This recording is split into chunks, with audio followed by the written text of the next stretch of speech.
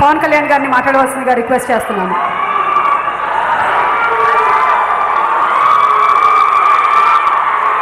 ముందుగా ఇక్కడికి వచ్చిన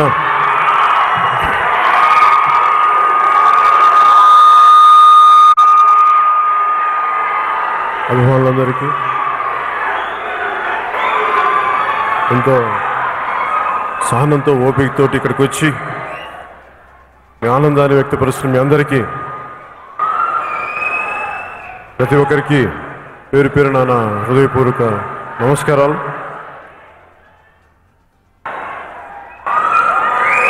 నేను ఎప్పుడు తేజ్ ఫంక్షన్స్కి ఎప్పుడు రాలేదు ఇప్పుడు దాకా. ఇప్పుడు నాకు ఎందుకంటే ఒకసారి తన మొదటి cinema function opening cinema shooting అప్పుడు వచ్చాను. ఆ తర్వాత ఎప్పుడు నాకు రాలేదు. దానికి కారణం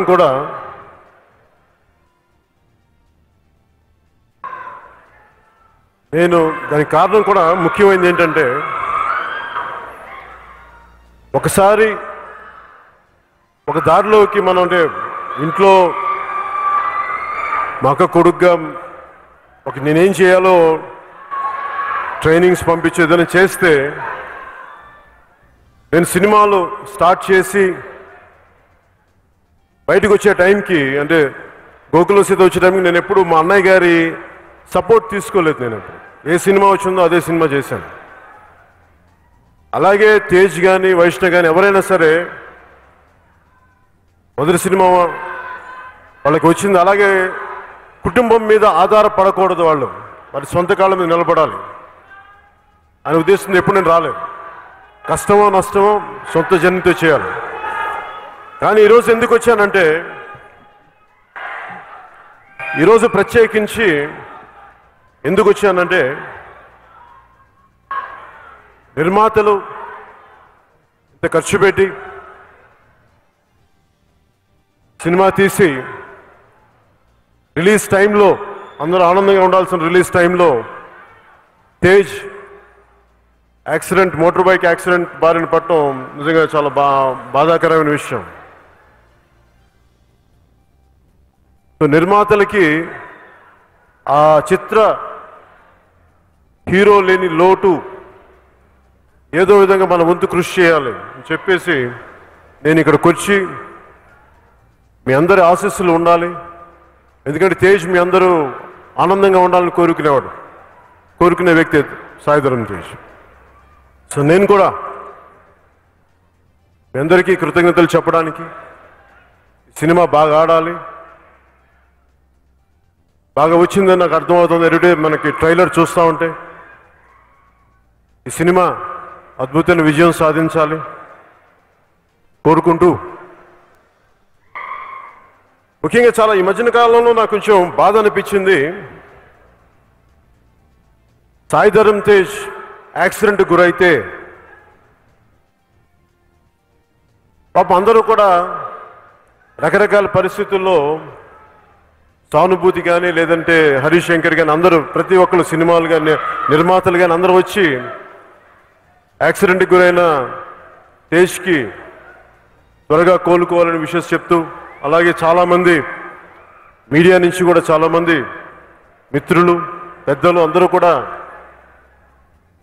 సంపూర్ణంగా కోలుకోవాలని చేసిన కూడా మీ అందరికీ కూడా మీడియా వారికి కూడా ప్రత్యేకించి నా హృదయపూర్వక కృతజ్ఞతలు తెలియజేస్తాను. కానీ కొన్ని ప్రోగ్రామ్స్ చూశాను నేను కూడా, నా దృష్టికి వచ్చింది తేజ్ యాక్సిడెంట్ ఎలా అయింది, హై స్పీడ్ చాలా స్పీడ్తో వచ్చేస్తున్నాడు, నిర్లక్ష్యంగా నడుపుతున్నాడు, ఇవన్నీ అని రకరకాల కథలు వస్తూ ఉంటే నాకు సింపుల్గా అనిపించింది, దీనికి పెద్ద స్పీడోమీటర్ కావాలా? ఒక ఆటోని ఓవర్టేక్ చేసే టైంలో ఎంత స్పీడ్లో వెళ్తాడు? 30-45 కిలోమీటర్లు. ఇసుక మ్యాట్ వేస్తే పడిపోయాడు అక్కడ, జాలిపడాలి మనం. దాని మీద కథనాలల్లి దాని మీద ఇవి చేసి దాని మీద మాట్లాడితే అలాంటి వ్యక్తులకు కూడా నా విన్నపం, కొంచెం కనికరం చూపించండి. కొంచెం మేము మనుషులమే కదా. ఇలాంటి పరిస్థితి మీకు కూడా వస్తే మీకు కూడా రాదని గ్యారంటీ ఏముంది? వస్తే కదా మీకు కూడా. కొంత కనికరం చూపించండి దయచేసి.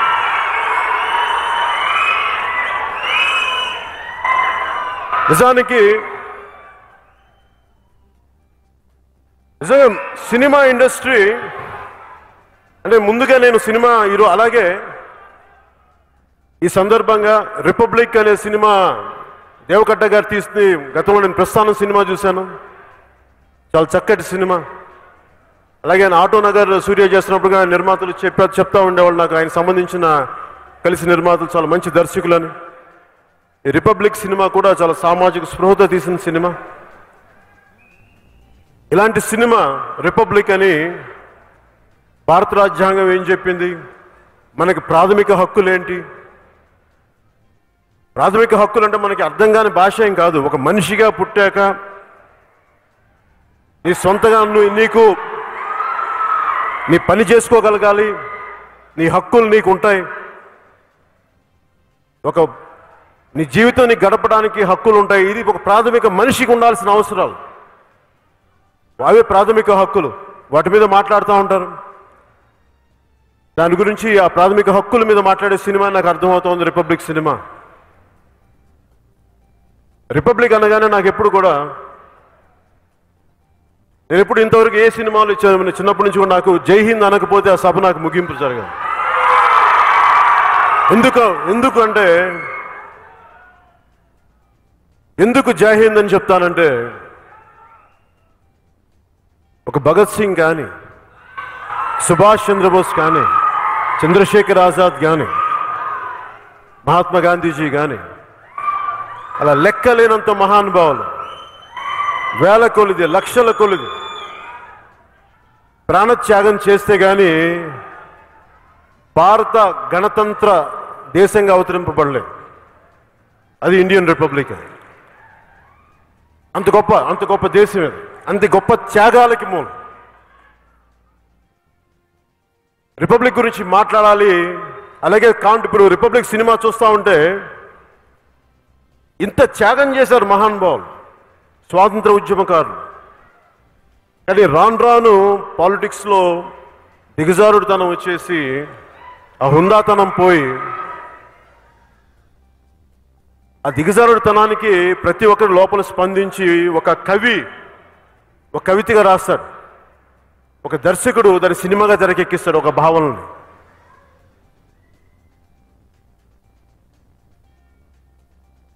శేషేంద్ర శర్మ గారు చెప్పినట్టుగా నీ స్వేచ్ఛ కోసం ఎంత రక్తం పారిందో తెలుసుకో. అది నీ శరీర క్షేత్రంలో ధైర్యం చల్లకపోతే, అది నీ గుండెల్లో ఆత్మగౌరవం పండించకపోతే, నువ్వు ఎప్పటికీ మోచేతి అంబలి తాగే బానిసల్లాగా బతకాలనుకుంటే ఎంత ద్రోహిగా మారావు ఆ పవిత్ర రక్తానికి, అచిందించిన రక్తానికి. ఇది ఎందుకు చెప్తున్నానంటే, మన దేశం కోసం ఇంతమంది చిందించారు. సినిమాల్లో విలువలు మాట్లాడటం ఒక ఎత్తు అయితే, దాని నిజ జీవితంలో ముందుకు తీసుకెళ్ళడం చాలా కష్టతరమైంది. నేను ఎప్పుడు కూడా ఒక మేజర్ అంటే ముఖ్యమైన అంశం గురించి మాట్లాడుతూ అందరూ కూడా ఈ రోజున హరిశంకర్ కానీ, ప్రతి ఒక్కరు కాదు, దర్శకులు నిర్మాతలు దిల్ రాజు గారు ఉన్నారు, పెద్దలంతా ఉన్నారు. అందరూ కోరుకుంటుంది థియేటర్లో సినిమా చూడాలి, థియేటర్ ఆడాలి, థియేటర్ బాగుండాలి, థియేటర్లు రావాలి అని. మన కరోనా సమయం వల్ల ఎక్కువ మంది థియేటర్లకు వెళ్ళలేకపోతున్నాం, దానివల్ల కొంత ఇబ్బందులు ఉన్నాయి. అలాగే సినిమా పరిశ్రమ అనేది చాలా సెన్సిటివ్, చాలా ఈజీ టార్గెట్. సినిమా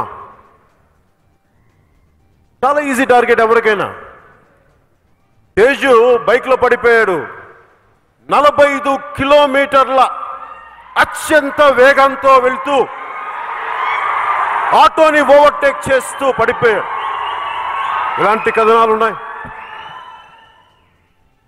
అలాంటి కథనాల కంటే కూడా ఇంకా ఇంట్రెస్టింగ్ కథనాలు మీకు చెప్తాను.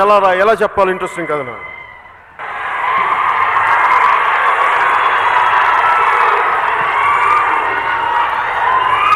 వైఎస్ వివేకానంద రెడ్డి గారు ఎందుకు హత్యకు గురయ్యారు దాని మీద మాట్లాడారు. తేజ్ యాక్సిడెంట్ మీద కాదు. తేజ్ 45 కిలోమీటర్ స్పీడ్కి వెళ్ళాడా అంటే అది మావాడి దురదృష్టం, మావాడి కర్మ. దానికంటే మీరు చేయాల్సింది వైఎస్ వివేకానంద రెడ్డి గారు ఎందుకు హత్యకు గురయ్యారు. తేజ్ యాక్సిడెంట్ కంటే కూడా ఇంకా ఇంట్రెస్టింగ్ కథ ఒకటి చెప్తాం. మీరు చేయాల్సింది కోడి కత్తితో ఒక నాయకుడిని పొడిచారు ఇంటర్నేషనల్ ఎయిర్పోర్ట్లో. కేంద్ర ప్రభుత్వం అధీనంలో ఉండే ఎయిర్పోర్ట్లో పొడిచారు. అప్పటి గవర్నర్ గారు నరసింహన్ గారు కూడా దీని వెనుక చాలా భారీ కుట్ర ఉందని చెప్పారు. ఆయన కూడా అది ఏమైంది అది అడగండి. తేజ్ యాక్సిడెంట్ కాదు.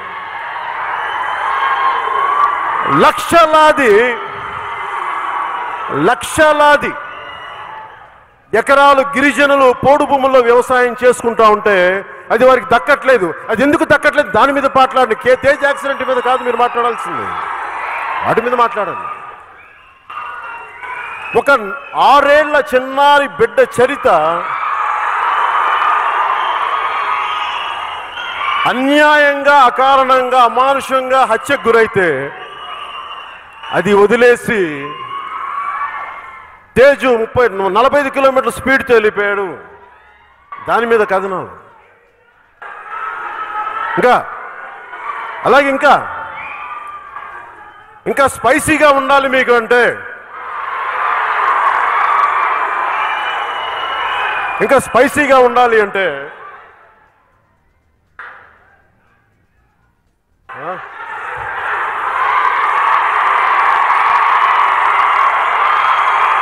ఇంకా స్పైసీగా ఉండాలి అనుకుంటే ఆ మధ్యకాలంలో వైసీపీ సానుభూతి పరులు, వైసీపీ వ్యక్తిగతమైన కొంత వారి పార్టీకి చెందిన వాళ్ళు వ్యభిచారాన్ని లెజిటిమైజ్ చేయమని బయటకు వచ్చారు. వాళ్ళకి మద్దతు పలికారు. దాని మీద కథలు నడపండి, తేజ్ యాక్సిడెంట్ మీద కాదు. అలాగే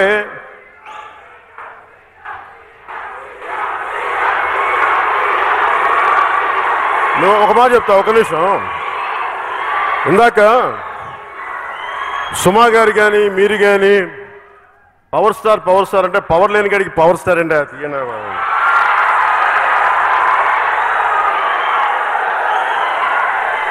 నేను సీఎం ఇవన్నీ నేను వీటి కోసం రాలా. రీజన్ చెప్తాను.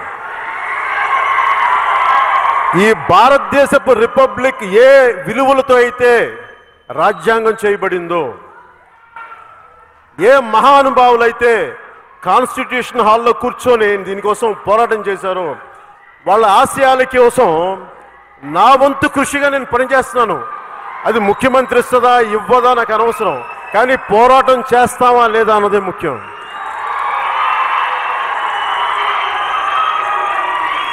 అలాగే తేజ్ యాక్సిడెంట్ కంటే కూడా ఇంకా ఇంట్రెస్టింగ్ విషయం చెప్తాం. టీడీపీ ఉన్నప్పుడు కాపు రిజర్వేషన్ గురించి మాట్లాడి వైసీపీకి వచ్చే కాపు రిజర్వేషన్ ఎందుకు మాట్లాడేస్తే దాని మీద కథనాలు చేయండి. రాయలసీమలో బలిజలు ఎందుకు నలిగిపోతున్నారు దాని మీద కథనాలు నడపండి. బోయ కులస్తులు ఎందుకు రాజకీయ ప్రాతినిధ్యం రావట్లేదు అది నడపండి. తేజ్ యాక్సిడెంట్ కాదు, తేజ్ మోటార్ బైక్ యాక్సిడెంట్ కాదు. ఒక ఆడబిడ్డ ఇంట్లోంచి బయటికి వెళ్తే క్షేమంగా ఎలా రావాలి దాని మీద కథనాలు నడపండి. మేము గౌరవిస్తాం. అంటే ఇన్ని సమస్యలు ఉన్నాయి, కానీ మీరు ఎవరు ఇందాక ఎందుకు చెప్తున్నానంటే రీజన్ చెప్తాను.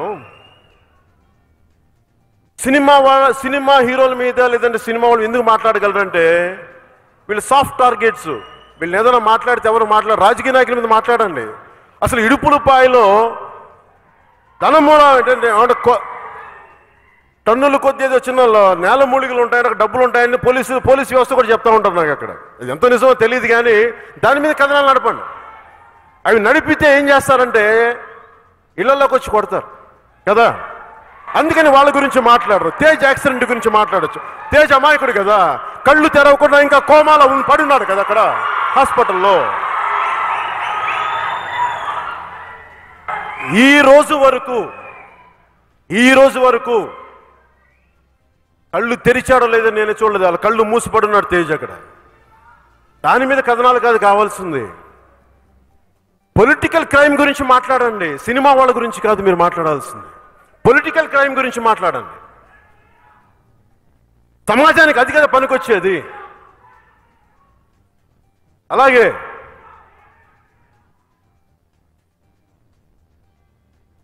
ఎంతసేపు ఈ మధ్యన అందరూ కోరుకుంటున్నారు కదా సినిమాల్లో, ఒక నిమిషం, సినిమాల్లో థియేటర్లకు వెళ్ళాలని కోరుకుంటున్నాం కదా. సినిమా థియేటర్ లేని కాడికి సినిమాకి థియేటర్లు ఏమి వెళ్తాం?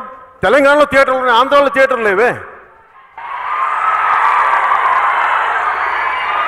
ఆంధ్రాలో థియేటర్లు ఎక్కడున్నాయి? ఈ వైసీపీ నాయకులు ఏమనుకుంటారంటే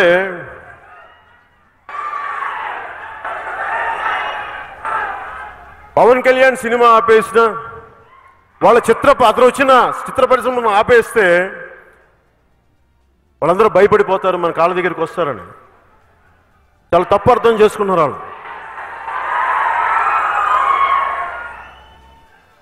ఎందుకంటే మీ అందరికీ దృష్టికి తీసుకొస్తా ఉన్నా, నాకు చాలా బాధ వేస్తుంది. చిత్ర పరిశ్రమ గురించి ప్రతి ఒక్కళ్ళు మాట్లాడుతూ ఉంటాయి. దర్శకులు, నిర్మాతలు, హీరోయిన్లు ఇన్ని కోట్లు తీసుకున్నారంటే అరే సన్నాసులారా, దద్దమ్మలారా, ఒక హీరో కానీ హీరోయిన్ కానీ దర్శకులు కానీ మీకు లెక్క చెప్తా. ఒక ఉదాహరణకు 10 కోట్ల రూపాయలు తీసుకుంటే హైయెస్ట్ ట్యాక్స్ ఇండియాలో 45% అంటే 10 కోట్లకి, సపోజ్ 10 కోట్లు ఎవరికైనా పంపించామనుకుందా ఒక హీరోకి, ఒకసారి ఎవరు అనుకోండి 10 కోట్లు పంపించారనుకుందాం ఉదాహరణకి, పంపిస్తే దాంట్లో ₹1 కోటి తీసేస్తారు, 10% సోర్స్లోనే కట్ చేస్తారు ట్యాక్స్, అంటే 9 కోట్లు. ట్యాక్సెస్ పోగా వాళ్ళ చేతికి వచ్చి ఎంత వస్తుంది? 4.5 తీస్తే 6.5 మిగులుతుంది, అంటే 6.5 కోట్లు.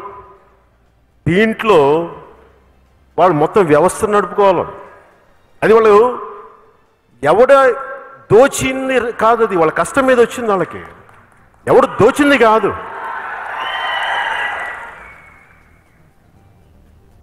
అనుకోవచ్చు ఈ రోజున నేను డబ్బులు తీసుకుంటున్నానంటే, అరే బాబు మేము అడ్డగోలుగా సంపాదించలేదురా, 1000 కోట్లు తప్పుడు కాంట్రాక్ట్లు సంపాదించలేదురా బాబు, మేము జనాలను ఎంటర్టైన్ చేసి డ్యాన్సులు వేసో, కింద పడో, మీద పడో, ఒళ్ళు ఎరగొట్టుకోనో, ఎన్నెముకలు ఎరగొట్టుకోనో, ఒక బాహుబలిలో ప్రభాస్ గారి లాగా కండలు పెంచి కృషి చేస్తే అది బాహుబలి అవుతుంది. రాణా గారిలాగా కండలు పెంచి అది చేస్తే అది బాహుబలి అవుతుంది.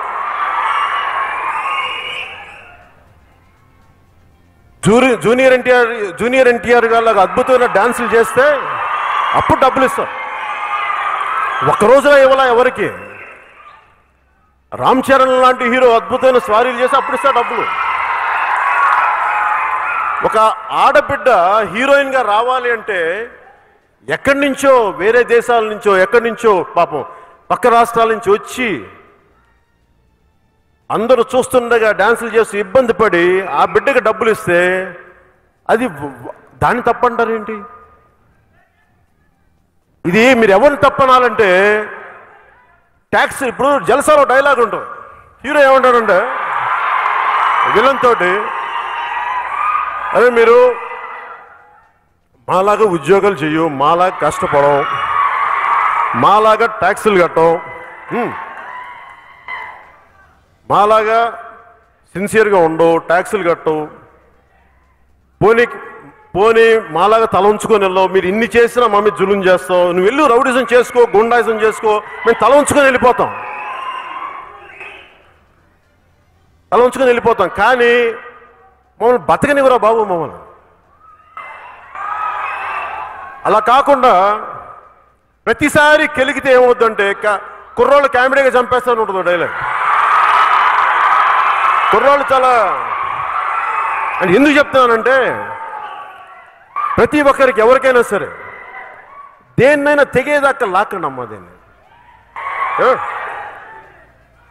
సినిమా ఇండస్ట్రీ కూడా,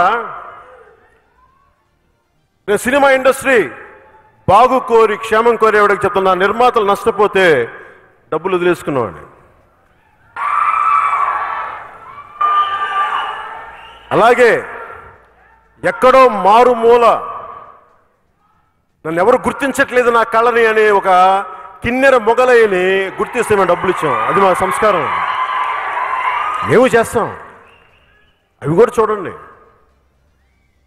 ఎవరైనా సరే మీరు దృష్టి పెట్టాల్సింది అక్రమ ఆర్జిత రాజకీయ నాయకుల మీద పెట్టండి, సినిమా వాళ్ళ మీద కాదు. వారి మీద మాట్లాడండి మీరు. అలాగే మీరు బలంగా మాట్లాడాల్సింది థియేటర్స్ ఉన్నాయి, సినిమా థియేటర్లు ఉన్నాయి, దిల్ రాజు గారికి థియేటర్లు ఉన్నాయి, వాళ్ళకి థియేటర్లు వీళ్ళకి థియేటర్లు ఉన్నాయి. సరే ఉంటాయి.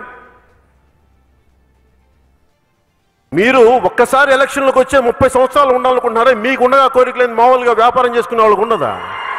అందులో తప్పే ఉంది. థియేటర్లు కాదే, ఒక పూర్ణ ఒక హోటల్ పెడితేనే ఇంకో బ్రాంచ్ పెట్టాలనుకుంటారు, తప్పే ఉంది అంటున్నాను. అది ఒక తోపుడు బండికి 2 తోపుడు బండ్లు పెట్టాలనుకుంటారు. లేదు దిల్ రాజు గారికి మీకు నచ్చలా, పోటీగా ఇంకో 10 మందికి అవకాశం ఇవ్వండి, 10 మంది వెనకబడిన తరగతిలో థియేటర్లు ఇంకో స్థలాలు ఇవ్వండి. ఆర్థికంగా బలంగా లేని వాళ్ళకి థియేటర్లు కట్టే ఇవ్వండి, వీళ్ళతో పోటీ పడతారు. అవి మానేసి మీకు డబ్బులు వద్దు మాకు డబ్బులు వద్దు అంట. అరే జోగి జోగి రాసుకుంటే ఏం వస్తారా? బూడిద రాలుతురా ఎదవల్ల. వెల్త్ క్రియేషన్ లేకపోతే ఎక్కడి నుంచి డబ్బులు వస్తారా? అక్కడ వెల్త్ క్రియేషన్ జరగకపోతే వెల్త్ క్రియేషన్ తప్పారా అని అడగాలని ఉంటుంది. ఎవరిని అడగాలో తెలియదు.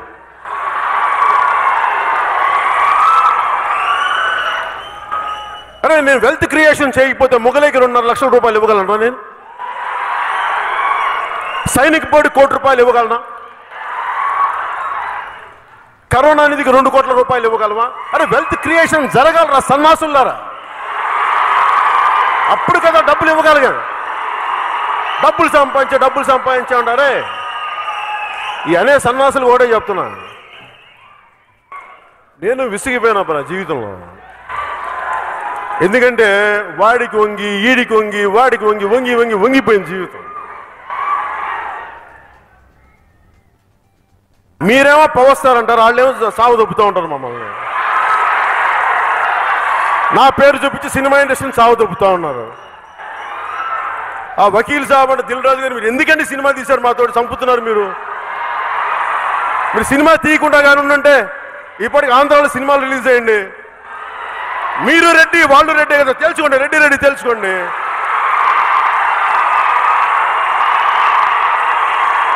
మీరు నమ్మట్లా? మీరు చెప్పండి. మీరు ఒక పని చేస్తాను బాబు, ఈ రోజు నుంచి దిల్ రాజు గారు రెడ్డి అంటే జగన్ రెడ్డి గారు కూడా కొంచెం మజాకు వస్తుంది. మమ్మల్ని బతికించండి.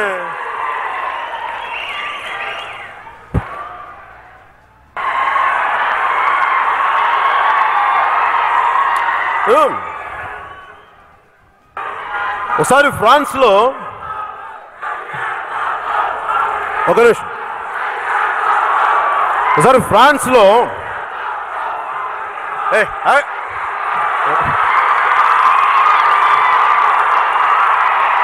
ఒకసారి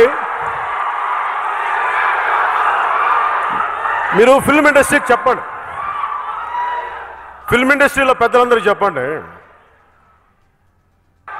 ఫ్రాన్స్లో 16వ శతాబ్దం 17వ శతాబ్దంలో అనుకుంటా, దాదాపు 18వ శతాబ్దం లోపు చాలామంది వ్యాపారవేత్తలు అందరూ కూర్చొని ఒక ఫ్రెంచ్ ట్రేడ్ మినిస్టర్తో కూర్చొని మాట్లాడుకుంటున్నారట. మా వ్యాపారాలు ఎలాగ చేయాలి, ఏం చేయాలి అలాగే మాట్లాడుకుంటా ఉంటే ఆ ఫ్రెంచ్ ట్రేడ్ మినిస్టర్ అన్నాడు, నేను మీకు ఏం చేయగలను చెప్పండి, ప్రభుత్వం తరపున ఏం చేయగలని ఇట్లా గట్టిగా మాట్లాడుతుంటే వాళ్ళు అన్నారు, నువ్వేం చేయొద్దు, అక్కర్లేదు, మూసు కూర్చోను.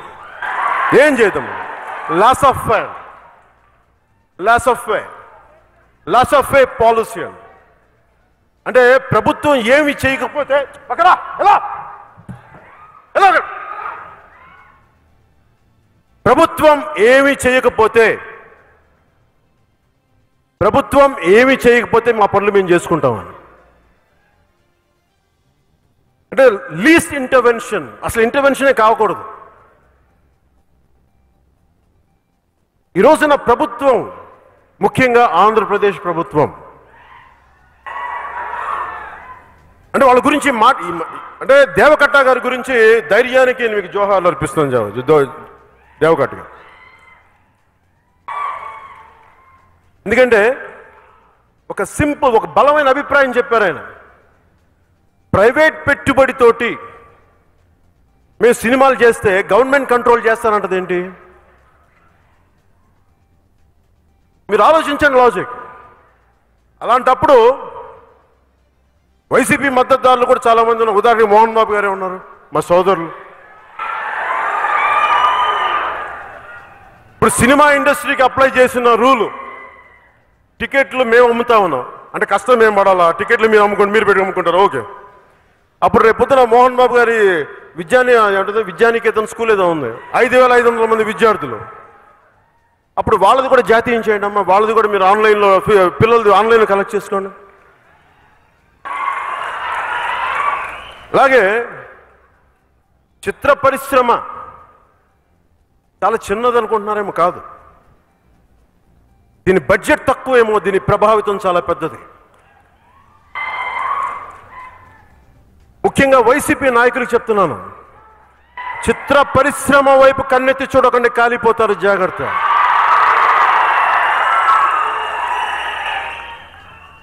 మీరు 1,00,000 కోట్లు సంపాదించచ్చా?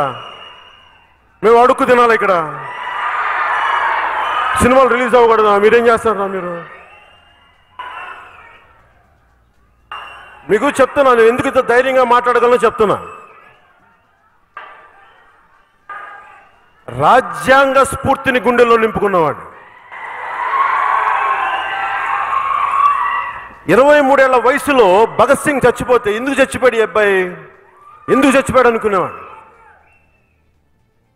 అంటే ఏం కోపం వచ్చి ఉంటుంది ఇతనికి చచ్చిపోవడానికి? మహాత్మా గాంధీ వచ్చి నువ్వు బతుకాలి, బయటికి రా అంటే కూడా వద్దు, నేను చచ్చిపోతాను. ఎందుకన్నా అంటే ఎడ్మండ్ బర్గ్ వాక్యం ఒకటి గుర్తు వచ్చింది. ఐరిష్ ఫిలాసఫర్ అనుకుంటారు, పొలిటికల్ స్టేట్స్మెన్. అంటే ఏదైనా ఒక చెడు జరుగుతున్నప్పుడు మనం మంచి వాళ్ళు మామూలు చూస్తే చాలంట, చెడు పేటరేగిపోతూ ఉంటుంది. అలాగా భారతదేశంలో ఎంత దారుణాలు జరగని, ఎంత హీనమైన క్రైమ్స్ జరగని మన చలనం ఉండదు మనకి. అందుకని ఆ విసుగుతోటి భగత్ సింగ్ నేను చచ్చిపోయినా మీరు లెగుస్తారా మీరు అని చెప్పి ఆత్మహత్యకి వెళ్ళిపోయాడు. తన ఉరిశిక్షకి వెళ్ళిపోయాడు సిద్ధం. ఈ రోజుకి ఎందుకు భగత్ సింగ్ గురించి మాట్లాడుతూ ఉంటే మనందరినీ మన సోమరితనాన్ని నుంచి, మన చేతగానితనాన్ని నుంచి బయటికి వచ్చి అన్యాయం జరుగుతున్నప్పుడు ఇది తప్పు అని చెప్పడానికి అందుకు వచ్చిపోయాడు. ఇది ఈ కాంప్లసెంట్ యాటిట్యూడ్ అంటాం. ఎంత జరగని భయం మనకి. నాకు పిరికితనం అంటే చిరాకు, నిజంగా చెప్తాను. ఇంత బతికిడమ్మ ఇంటి వెనకాల చస్తావా మనం? ఇంటి వెనకాల చస్తాం. పేరుకి ఇవన్నీ పెద్ద పెద్ద పేర్లు వైసీపీ నాయకులు చెప్పలేరా? మీరు మూసుకు కూర్చొని చెప్పలేరు, ఇండస్ట్రీ వైపు చూడకని చెప్పలేరు? ధైర్యం రాదా మీకు? మాట్లాడండి. ఏం చేస్తాడు? ఇది వైసీపీ రిపబ్లిక్ కాదు, ఇండియన్ రిపబ్లిక్ అని చెప్పండి వాళ్ళకి. వైసీపీ రిపబ్లిక్ అనుకుంటున్నారేమో, బయటకు వచ్చి లాక్కొచ్చి తన్నులు కొడతారు అందరూ, జనం అంతా ఉంటుంది, జాగ్రత్త. ఎందుకు చెప్తున్నానంటే అధికారం ఎక్కిన వాళ్ళు ఒళ్ళు దగ్గర పెట్టుకొని ఉండాలి ఎవరైనా సరే. అధికారం ఉంది కదా అని చెప్పి పిచ్చి పిచ్చి వేషాలు వేస్తే భవిష్యత్తు ఎలా ఉంటుందో ఒక చిన్న ఉదాహరిస్తాను మీకు, మీ అందరికీ తెలిసింది కూడా.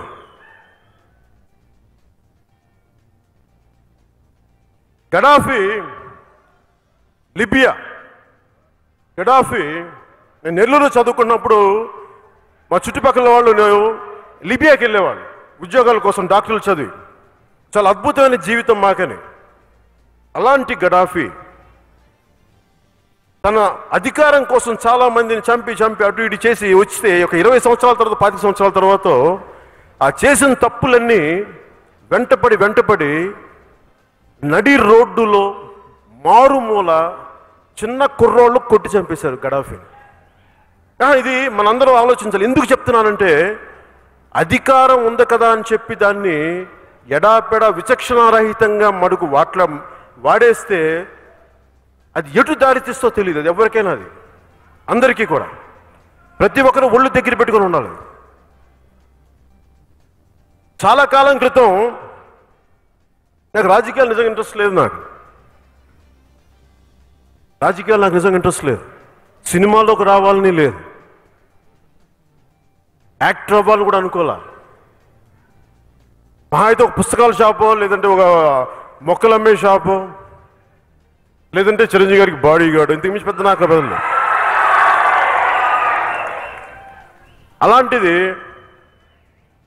మన కర్మ సరిగ్గా లేక యాక్టర్ను పాలిటిక్స్లోకి వచ్చి. కానీ నేను నా దేశం కోసం పనిచేయాలనుకున్నా. నా దేశం కోసం పనిచేయాలన్న తలంపు నన్ను ఒక నటుని చేసింది. దాన్ని ఇలా తీసుకుంటే నేను దానికి లొంగిపోయి పనిచేస్తున్నాను. నాకు ఇష్టంతో పనిచేయాలి, బాధ్యతతో పనిచేస్తున్నా. అలాంటిది నేను ఎందుకు చెప్తున్నాను ఇదంతా? తేజ్ గురించో వీటికి సినిమా పరిశ్రమ గురించి చెప్తున్నాను, మా కష్టాలు చెప్తున్నాను. చాలామంది సినిమా ఇండస్ట్రీ ఏముంది, మీరు డాన్సులు చేసేవాళ్ళు, తైతక్కలు ఆడేవాళ్ళు అంటే, సినిమా ఇండస్ట్రీ కష్టం తెలుసా మీకు? ఈ ప్రశ్న మీకు చెప్పట్లేదు. ఇలాంటి చచ్చు ప్రశ్నలు వేసే సన్యాసులకి చెప్తున్నాను ఈ మాట. ఒక Trivikram Srinivas MSc nuclear physics చదువుకొని యూనివర్సిటీ ఫస్ట్ వచ్చి సినిమాలోకి వచ్చి. అలాగే సినిమా ఇండస్ట్రీకి కులాలు మతాలు ఉండవు. ఇక్కడున్న హరీష్ శంకర్ కరీంనగర్ వాస్తవ్యుడు, బిహెచ్ఎల్లో పెరిగిన కుర్రాడు. నా వకీల్ సాబ్ తీసిన వేణు శ్రీరామ్ ఒక ఎంబీసీకి చెందిన, వాళ్ళ నాన్నగారు ఒక టైలరింగ్ వృత్తి చేసే అలాంటి ఎంబీసీలకు చెందిన కుర్రాడు, ఉస్మానియా విద్యార్థి, వరంగల్ అనుకుంటా. ఇట్లా ఒక్కళ్ళు కాదు, ఇద్దరు కాదు. నాతో చేయబోతే సురేందర్ రెడ్డి ఈస్ ఫ్రమ్ వరంగల్, చదువుకున్నవాళ్ళు. దేవకట్ట గారు రిపబ్లికన్ సినిమా రాయాలంటే ఎంత జ్ఞానం లేకపోతే సినిమాలు తీయలేరు. ఒక సినిమా తీయడం అంటే ఎంత కష్టమో, సక్సెస్ఫుల్గా ఉండడం ఒక దిల్ రాజు గారిని అడగండి.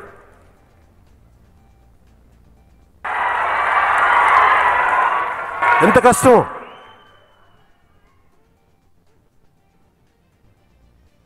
అలాగే చిత్ర పరిశ్రమ అంతా రకరకాల ప్రాంతాల నుంచి వచ్చిన వాళ్ళు, ఒక భారతదేశం అంతా ఇమిడి ఉంటుంది ఒక చిత్ర పరిశ్రమలో. ఇక్కడ ప్రాంతీయ తత్వానికి, కులతత్వానికి స్థానం లేదు. ఇక్కడ రకరకాల పార్టీల సానుభూతి పనులు ఉండొచ్చు, అది వేరే విషయం, అది బయట విషయం. చిత్ర పరిశ్రమకు వచ్చేటప్పటికి ఏదైతే మీకు అన్నం పెడుతుందో దానికి ఫస్ట్ గౌరవం ఇవ్వండి. ఎవరైనా సరే పార్టీలో మీకు మీ కృతజ్ఞతల తర్వాత బయటికి వెళ్ళి చేసుకోండి. మీరు ఓట్లు వేసుకుంటారా, పవన్ కళ్యాణ్ తిడతారా, బయటికి వెళ్ళి ఇబ్బంది, తిట్టారు, నాకు ఇబ్బంది లేదు. కానీ చిత్ర పరిశ్రమ జోలికి వస్తే మటుకు అందరూ ఏకమవ్వాలి, చాలా అవసరం. ఒక బాహుబలి సినిమా తీస్తే నాకు అసూయ రాదు, మనోడు గెలిచాడు అనుకుంటాం. ఒక రాజమౌళి ఒక అద్భుతమైన బాహుబలి తీస్తే అది మా అందరికీ గర్వకారణం. హరీష్ శంకర్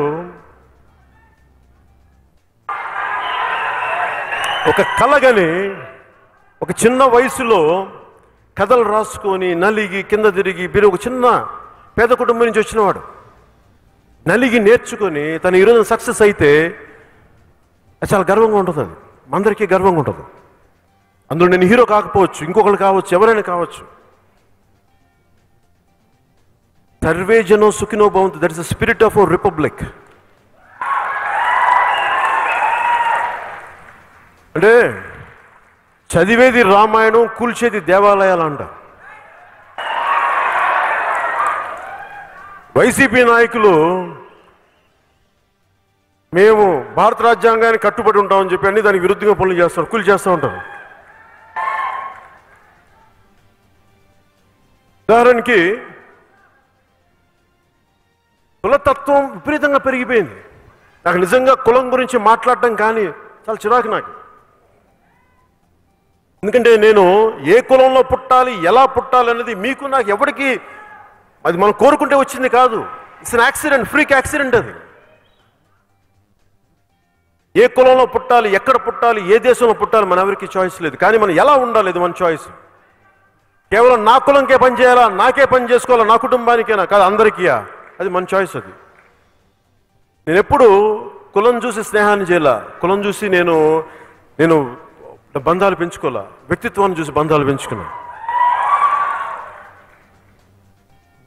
ఒక మొగిలయ్య దళిత కులాలకు చెందిన మొగిలి.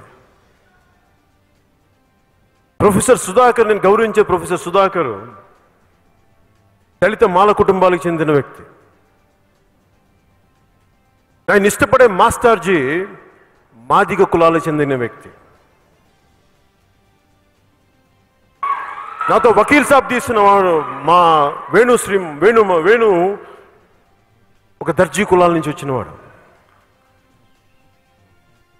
ఈ రోజున భీమ్లా నాయక్ తీస్తున్న సాగర్ ఒక రెడ్డి కులానికి చెందిన వ్యక్తి.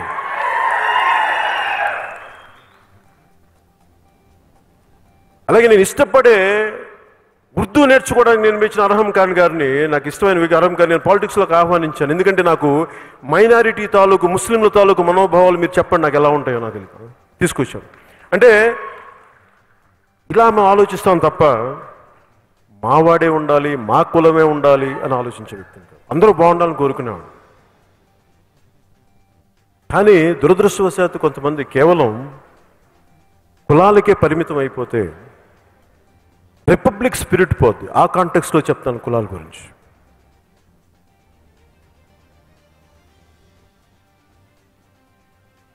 రాజ్యాంగం చాలా విలువైంది, చాలా గొప్పది.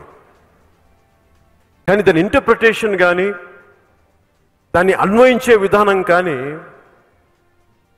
ఇప్పుడు వైసీపీ వాళ్ళని అడిగిన ఒక రూల్ చూపిస్తారు, ఈ రూల్ ప్రకారం చేస్తున్నాం అంటారు. కరెక్టే, రూలే.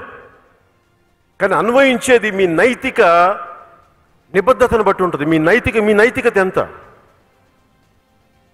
దాని మీద ఆధారపడి ఉంటుంది.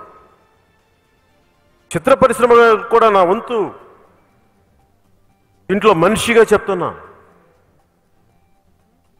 మీ మీద దాడి చేస్తున్నప్పుడు మీరు బలంగా మాట్లాడండి, మీకు హక్కు ఉంది. మీరు దోపిడీలు చేయట్లా, మీరు దొమ్మీలు చేయట్లా, మీరు కష్టపడుతున్నారు. ఒక డాక్టర్ ఎలా కష్టపడుతున్నాడు. పైగా చిత్ర పరిశ్రమ అంటే ఒక దిల్ రాజు గారు కాదు,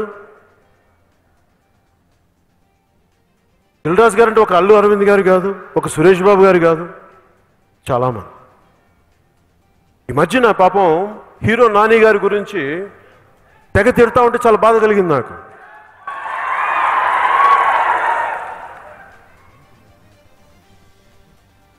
ఎందుకు బాధ కలిగిందంటే అక్రమాలు అన్యాయాలు ఏం చేయలేదే, కానీ హీరోగా ఒక సినిమా చేసుకొని అది రిలీజ్ కోసం థియేటర్లో ఒక సైడ్ థియేటర్లో క్లోజ్ అయిపోయి చేసిన ఏం గత్యంతరం లేక వెళ్తే థియేటర్ యజమానులు అందరూ అబ్బాయి మీద పడితే అబ్బాయి ఏం చేస్తాడు, వెళ్ళి వైసీపీ నాయకులతో మాట్లాడుకోండి, మీరు ఆ అబ్బాయి మీద ఏం చేస్తారు, అబ్బాయి తప్పే ఉంది.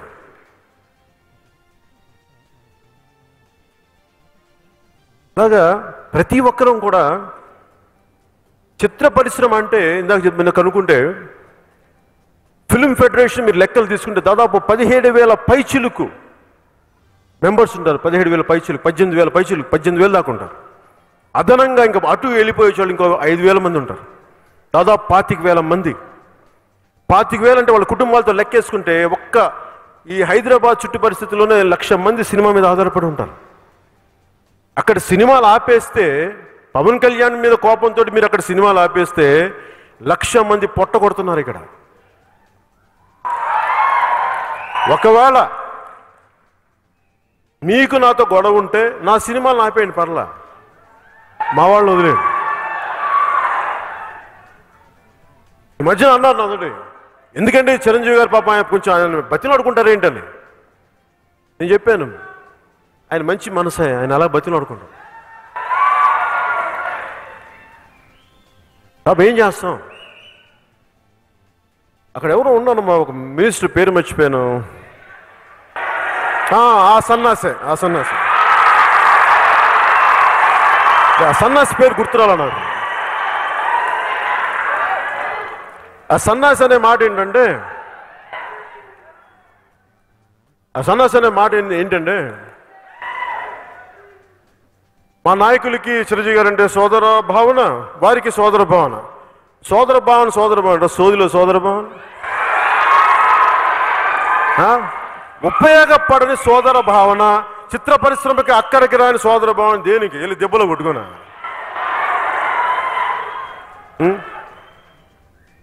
మీ అందరికి ఇబ్బంది ఉండొచ్చామని మాట్లాడటం ఇలాగా. మీకు కాదులే, మీకు నాకెందుకు ఇబ్బంది ఉంటుంది, మనం గొడవ పడతాం, మనకు కాదు.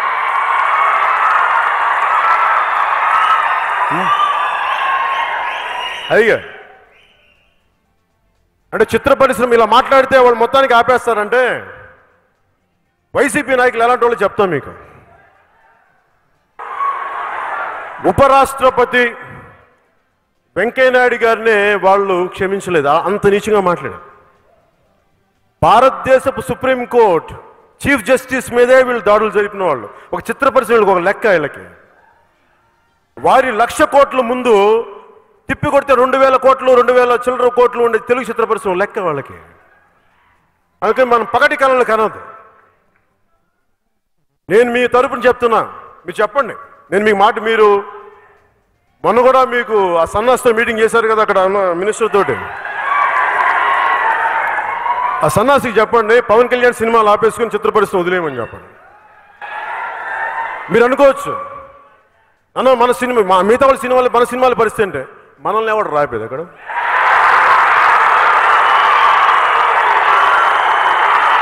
ఈ లాభ చూస్తూ కూర్చుంటావా?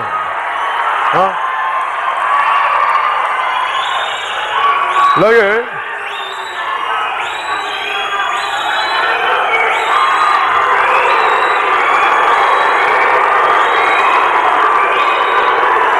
రిపబ్లిక్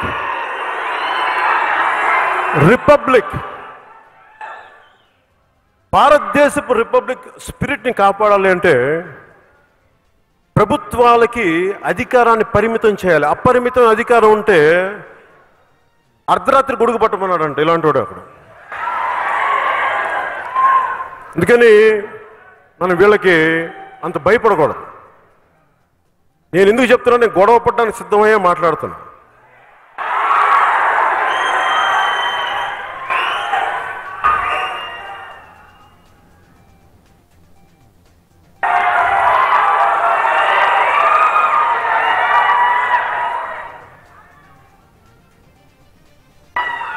ఆంధ్రప్రదేశ్లో సింగిల్ థియేటర్స్ 1100 1500 ఒక 1200 అనుకోండి, 1200 ఉన్నాయి.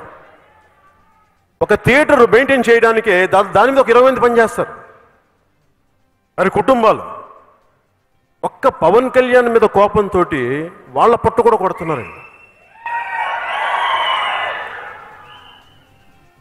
అంటే చిత్ర పరిశ్రమలో అంటే ఏం లేదు, వీళ్ళు మేము తిప్పి కొడితే మీరు ఒక కాంట్రాక్ట్ సంపాదించిన డబ్బులు కూడా మేము సంపాదించున్నాం, మీరు ట్యాక్సులు కూడా కట్టరు కదా దానికి. అంటే ఇవి చిత్ర పరిశ్రమలో ప్రతి ఒక్కరు కూడా దేవకట్ట గారిని చూసి నేర్చుకుంటే ధైర్యంగా మాట్లాడండి. ఇది మాకు ఇబ్బందిగా ఉందని చెప్పండి. ఇబ్బందిగా ఉంది మాకు, ఎందుకంటే మీరు బానిసలు కాదు, మీరు ప్రభువులు, ప్రజలే ప్రభువులు, ప్రజల కొరకు ప్రజల కోసం.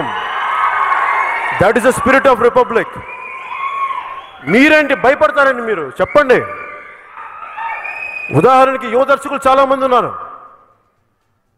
మా హరీష్ శంకర్ గురించి నా సందేహాలు, రవి గారి గురించి నా సందేహాలు, వీళ్ళు గట్టి పోరాట యోధులు మాట్లాడండి. పోరాటాలను మీరు కత్తులు తీసుకొని కట్టాలు తీసుకొని మాట్లాడమని చెప్పండి. ఒక అభిప్రాయాన్ని స్థిరంగా స్ఫుటంగా చెప్పండి, భయపడకుండా. భారతదేశం, భారత రాజ్యాంగం మనకు కల్పించిన హక్కు ఇది. ఒక గూండాకో ఒక క్రిమినల్ పాలిటీషియన్కో భయపడితే ఏ పని చేయలేం. అలాంటప్పుడు నేను లేస్తే మనిషిని గాను, మా వంశాలు వేరు, మా ఇవి వేరు అని డైలాగులు చెప్పకండి. అప్పుడు బయటికి వచ్చాను, ధైర్యంగా మాట్లాడు.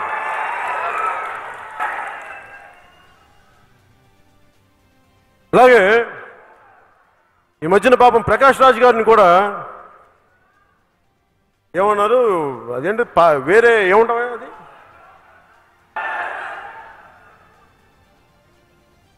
అవుట్ సైడర్ ఏదో ఉంటుంది, నాకు పేరు మర్చిపోయాను. ఏదో మీకు అర్థమైంది కదా. అంటే నాకు అనిపించింది ఒక ప్రతిభావంతుడైన నటుడు ప్రకాష్ రాజ్ గారు నాకు ఫ్రెండ్ ఏం కాదు, అది కూడా చెప్తున్నాను మీకు. చాలా సరదాగా ఉంటాం, మాట్లాడుకుంటాం, నమస్కారం చెప్పుకుంటాం. దిల్రాజు గారిని అడిగారు, సార్ వకీల్ సాబ్లో సరిగ్గా సమయానికి వస్తారా, అంత పర్లేదు అంటే లేదు మీరు చూసుకుంటారు సార్. వచ్చారు పాప, అన్ని బాగానే చేశాను. సినిమా రిలీజ్ అయిన తర్వాత ఆయన వెళ్ళి పవన్ కళ్యాణ్ ఇలా చేయకుండా ఉండాల్సిందని ఏదో ఎన్నికల గురించి మాట్లాడితే నాకేం తప్పని, తర్వాత మళ్ళీ కలిసి యాక్ట్ చేసాం, పెద్ద సీన్ చేసాం మళ్ళీ తర్వాత. ఇది నేను ఎందుకు చెప్తున్నానంటే మాలో మా గొడవలు ఉంటాయి. ఏ గొడవలు అవి? అభిప్రాయాలు ఉంటాయి. నువ్వు వాళ్ళకి రైటు వీళ్ళకి రైట్ అంటావు, అది అక్కడికి వరకే అయిపోద్ది. సినిమాకి వచ్చామనుకోండి, అతను నందాను నేను సత్యదేవ్ అవుతాను వేరు. రేపు పొద్దున హరీష్ శంకర్ సినిమాను లేదు రాజమౌళి గారి సినిమా రిలీజ్ అయితే ఇద్దరు కొట్టుకుంటారు, మా సినిమా బాగుండాలి మీ సినిమా బాగుండాలని. అది పోటీతత్వం, శత్రుత్వం కాదు, అది అర్థం చేసుకోవాలి. అలాగే ప్రకాష్ రాజ్ గారిని లోకల్ నాన్ లోకల్ అని అంటుంటే అలాంటి పద్ధతి తీసుకురాకండి, ఎందుకంటే మాకు లేవు లోపల. అలా మాట్లాడేవాళ్ళు అలా మాట్లాడకండి, తప్పదు అలా మాట్లాడండి. అంటే మీకు ప్రకాష్ రాజ్ యాక్ట్ చేయాలా అలా అంటారా? అలా అనకండి. ఒకటి ఒక మీరు మాట్లాడాలా, ఆయన తగ్గించాలో, లేదంటే మీరు ఒక ఎన్నికలు జరుగుతున్నప్పుడు ఆయన్ని వేరేలా ఎదుర్కోండి. ఆయన నచ్చకపోతే అలా తగ్గించకండి.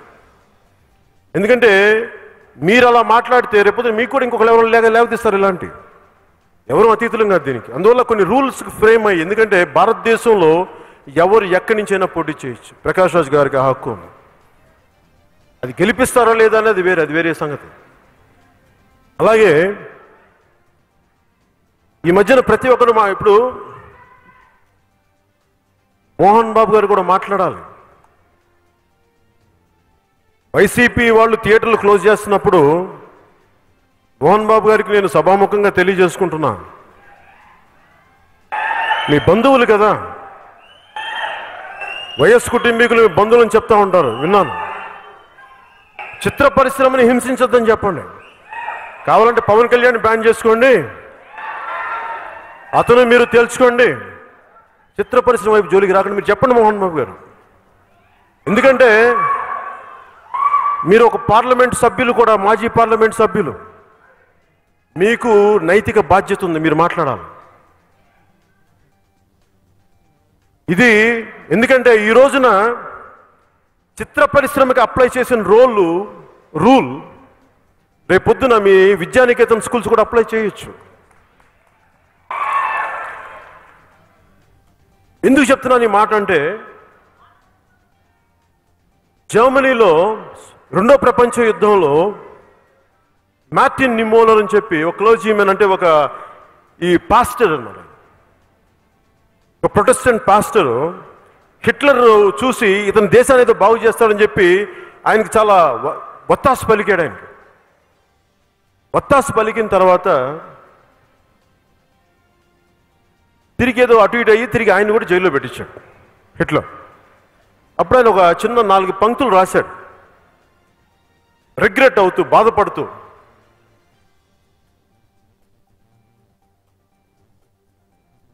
హిట్లర్ సైన్యం ఎస్ఎస్ కమ్యూనిస్టుల కోసం వస్తే నేను మాట్లాడలేదు, ఎందుకంటే నేను కమ్యూనిస్ట్ని కాదు కాబట్టి.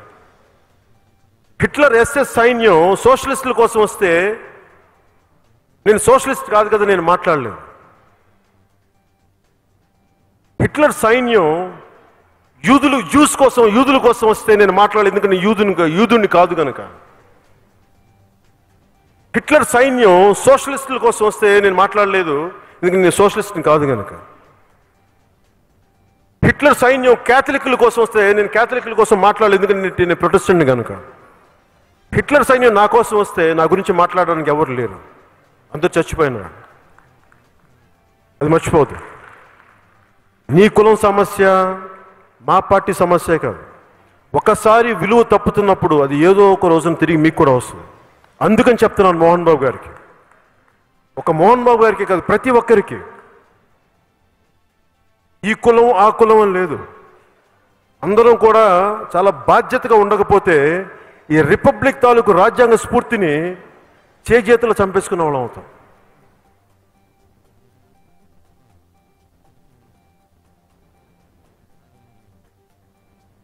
అలాగే మీకు సినిమా చిత్ర పరిశ్రమ పెద్దలు కూడా నా విన్నపం, సినిమా టికెట్లు అసలు వీళ్ళు ఎందుకు తీసుకోవాలనుకుంటున్నారు ఆంధ్రప్రదేశ్ గవర్నమెంట్ అంటే వాళ్ళ దగ్గర డబ్బులు లేవు. ఎందుకో చెప్తాం, అదే డబ్బులు లేవు. ఎందుకు డబ్బులు లేవంటే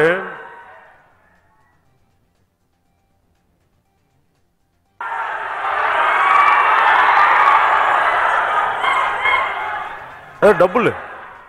డబ్బులకి ఏంటంటే ఈ చిత్ర పరిశ్రమలో వచ్చిన సంపదని గవర్నమెంట్ ఖజానాలోకి వెళ్తే దాని మీద బ్యాంకులకి చూపించవచ్చు, మాకు ఇంత ఆదాయం ఉంది,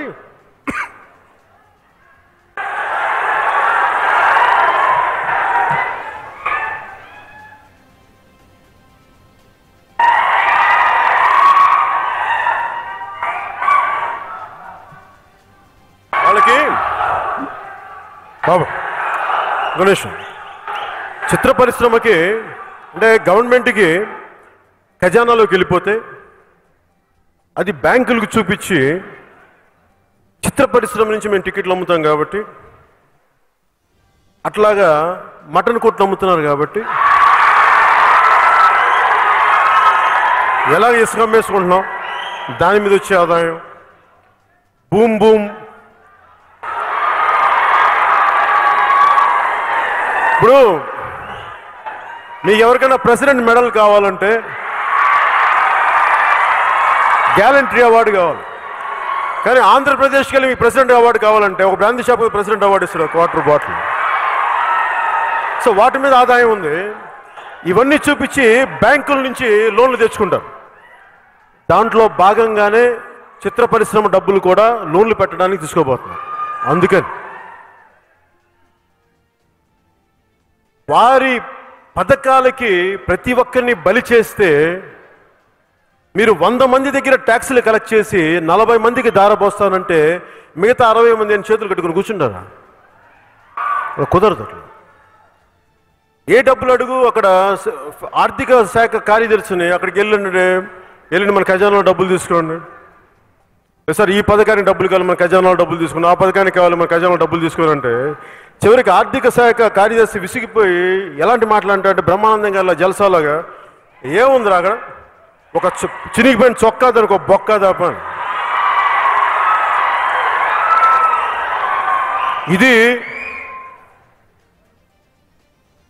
వైసీపీ ప్రభుత్వం అక్కడ థియేటర్లను మీకు ఇబ్బంది పెడతారు. అందుకు చెప్తున్నాను, మీరు భారతదేశపు పౌరులుగా మీ హక్కు ఇది. చిరంజీవి గారు లాంటి వ్యక్తులు కూడా చెప్పండి, ప్రాధేయపడద్దని చెప్పండి. హక్కు ఇది, హక్కుతో మాట్లాడమని చెప్పండి. ప్రాధేయపడితే ఇవ్వరు, మన హక్కు ఇది. ఇది ఒకటి సొత్తు కాదు, ఈ దేశం నా హక్కు ఇది చెప్పండి అందరికీ. కూర్చొని బావా బావా సోదరా సోదరా అనుకుంటే సరిపోదు, మాట్లాడాలి. ఇండస్ట్రీ పెద్దలకు కూడా అందరూ మాట్లాడండి.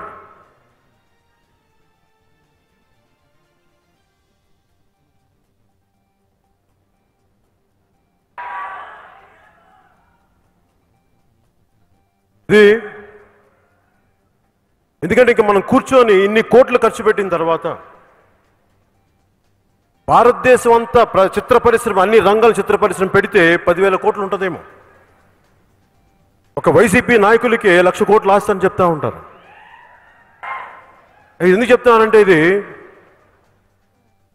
వ్యాపారం చేసేటప్పుడు మీరు తప్పు చేయట్లే. ఫస్ట్ చిత్ర పరిశ్రమ వ్యక్తులు ఫస్ట్ అది అర్థం చేసుకోండి. ట్యాక్సులు కడుతున్నాం ఇక్కడ ఎందుకంటే మన ట్యాక్సులు కడితేనే వీఆర్ ట్యాక్స్ పేయర్స్. ట్యాక్సులు కడితేనే కేంద్ర ప్రభుత్వం రాష్ట్ర ప్రభుత్వం అయినా వాళ్ళు అభివృద్ధి పథకాలు నడుపుతాయి. మనం ఎవరిని దొయ్యట్లా. చెప్పండి, ధైర్యంగా చెప్పండి. అలాగే చిత్ర పరిశ్రమ సంబంధించి సినిమా తీసేవాళ్ళు మాట్లాడండి, సినిమా తీయని వాళ్ళు మాట్లాడకండి. మీరు బలంగా చెప్పండి. భయపడతారేంటి, ఆలోచిస్తారేంటి, సున్నితంగా ఉంటారేంటి? మీకు ధైర్యం లేకపోతే ఎట్లా? అల్ప విద్వాంసులంతా మాట్లాడుతుంటే కూర్చొని మీరు సంపూర్ణ విద్వాంసులు చూస్తూ కూర్చుంటే ఎట్లా? అల్ప విద్వాంసులకి మీరు అవకాశాలు ఇవ్వకండి. బయటికి రండి, మాట్లాడండి, తప్పని చెప్పండి, ఖండించండి అవసరమైతే. ఇలా రిపబ్లికన్ సినిమా తీసి మళ్ళీ మనం భయపడతా కూర్చుంటే ఈ రిపబ్లిక్ స్ఫూర్తి పోయినట్టే కదా. మనం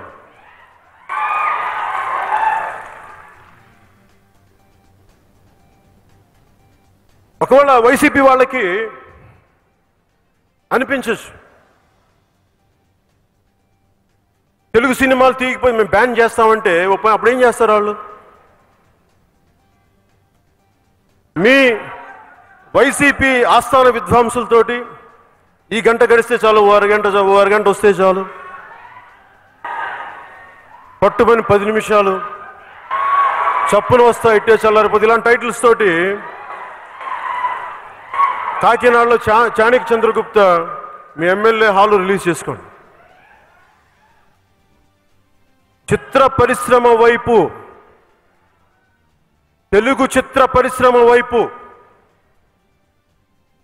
ఆంధ్రప్రదేశ్ ప్రభుత్వం మీ తీరు మారకపోతే